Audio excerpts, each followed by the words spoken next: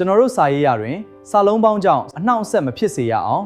စာလုံးပေါင်းစီမင်းစည်းကမ်းများကိုသေချာစွာလေ့လာဖို့လိုအပ်ပါတယ်။ဒါဆို noun စလုံးနဲ့ပတ်သက်တဲ့ plural noun spelling rules တွေကိုလေ့လာကြရအောင်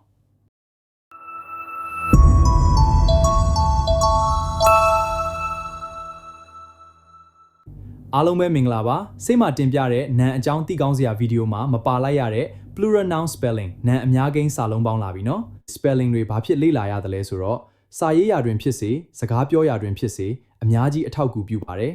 စာရေးရာတွင်စာကြောင်းတွေမှန်ကန်မှုရှိဖို့နှင့်စကားပြောရာတွင်အတန်ထွက်ပြီးဖို့ပဲဖြစ်ပါတယ် plural noun spelling တွေကိုစိတ်ကတင်ပြထားတဲ့နာမ်အမျိုးအစားတွေက countable noun နဲ့ပတ်သက်ပါတယ် countable noun တွေကရေးတွက်လို့ရတယ်ဆိုတော့တစ်ခုတစ်ကောင်တစ်ယောက်ရှိမယ်အဲ့ဒါကို singular noun လို့ခေါ်ပါတယ်နောက်တစ်ခုတစ်ကောင်တစ်ယောက်ထက်ပိုတာရှိမယ်အဲ့ဒါကို plural noun လို့ခေါ်တာပေါ့ဒါဆို plural noun တွေကို s es ies ves စသည်ဖြင့်ပေါင်းထည့်ရတော့မယ်အဲ့ဒါကြောင့် plural noun spelling တွေကိုသိထားဖို့နာလိုအပ်တာပေါ့ကဲဟုတ်ပြီအဲ့ဒါတွေစပြီးလေ့လာကြရအောင် plural noun spelling rules အများကိန်းနာမ်စလုံးပေါင်းနည်းများစည်းကမ်းနံပါတ်1နာမ်အများစုတွင် s ပေါင်းထည့်ရသည်ဥပမာ book စာအုပ်ကို books စာအုပ်များ cat ကြောင်ကိုcats ကြောင်များ car ကားကို cars ကားများ teacher ဆရာဆရာမကို teachers ဆရာဆရာမများ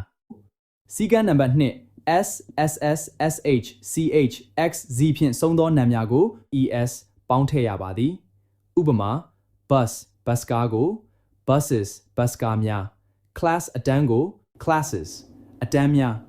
brush စုပ်တံကို brushes စုပ်တံများwatch လက်ပတ်နာရီကို watches လက်ပတ်နာရီများ box သိတာကို boxes သိတာများ quiz ညံစမ်းကို quizzes ညံစမ်းများစည်းကမ်းနံပါတ်3ဘျဲ consonant နှင့် y ဖြင့်ဆုံးနေရင် y ကို i ပြောင်းပြီး es ပေါင်းထည့်ရသည်ဥပမာ baby ကလေးကို babies ကလေးများ city မြို့ကြီးကို cities မြို့ကြီးများ country နိုင်ငံကို countries နိုင်ငံများ family မိသားစုကို families မိသားစုများ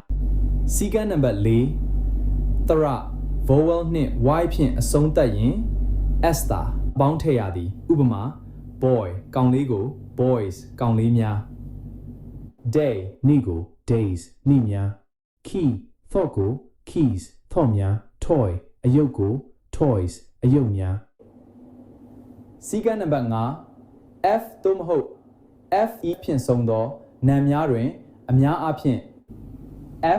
fe နေရာမှာ ves ပေါင်းထည့်ရပါမယ်ဥပမာ leaf တစ်ရွက်ကို leaves တစ်ရွက်များ wolf ဝင်ပလွေကို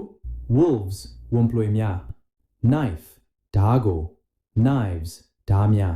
wife မယားကို wives မယားများစည်းကမ်းနံပါတ်6အိုးနှင့်ဆုံးသောအချို့နာမ်များကို es ပေါင်းထည့်ရသည်ဥပမာ potato အလူးကို potatoes အာလူးများ tomato ခရမ်းချွန်သီးကို tomatoes ခရမ်းချွန်သီးများ hero သူရဲကောင်းကို heroes သူရဲကောင်းများဒါပေမဲ့ o နှင့်ဆုံးသောအချို့နာမ်များကို s သာပေါင်းထည့်ကြသည်ဥပမာ photo ဓာတ်ပုံကို photos ဓာတ်ပုံများ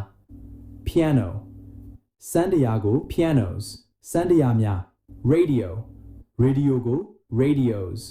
ရေဒီယိုများစည်းကမ်းနံပါတ်9ပုံမှန်မဟုတ်သောနာမ်အများကိန်း irregular plurals ဥပမာ man လူကြီးကို men လူကြီးများ woman မိန်းမကြီးကို women မိန်းမကြီးများ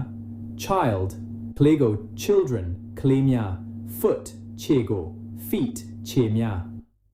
စည်းကမ်းနံပါတ်10အနည်းကိန်းနဲ့အများကိန်းပုံစံတူသောနာမ်များဥပမာ sheep သိုးကို sheep သိုးများပဲသုံးပါလိမ့်တယ် deer သမင် fish ငါးစသည်ဖြင့်သူတို့ရဲ့အများနာမ်ကအတူတူပဲဖြစ်ပါတယ်တဲ့ဒီ plural noun spelling ရဲ့စည်းကမ်းများကိုသိထားမယ်ဆိုရင်အင်္ဂလိပ်စာလုံးရဲ့စလုံးပေါင်းကိုများစွာအထောက်အကူပြုမှာတော့သိချတယ်။ဘာဖြစ်ပြောရသလဲဆိုတော့ nouns ကလုံးများတွေလည်းမဟုတ်ဘူး verb တွေ adjectives ကလုံးတွေလည်းဒီလိုစာလုံးပေါင်းရတာရှိတဲ့အတွက်ကြောင့်ပါ။လာမယ့်သင်ခန်းစာတိုင်းလက်မလွတ်ရအောင် channel လေးကို like and subscribe ပေးဖို့မမေ့နဲ့နော်ထပ်ပြီးပြောချင်တာကကျွန်တော် channel လေးကအင်္ဂလိပ်သင်ခန်းစာအပြင် motivation နဲ့ life skills ဗီဒီယိုလေးတွေတင်ပြပေးပါရယ်ကြည့်စုလေ့လာသူများကိုကျေးဇူးအများကြီးတင်ပါတယ်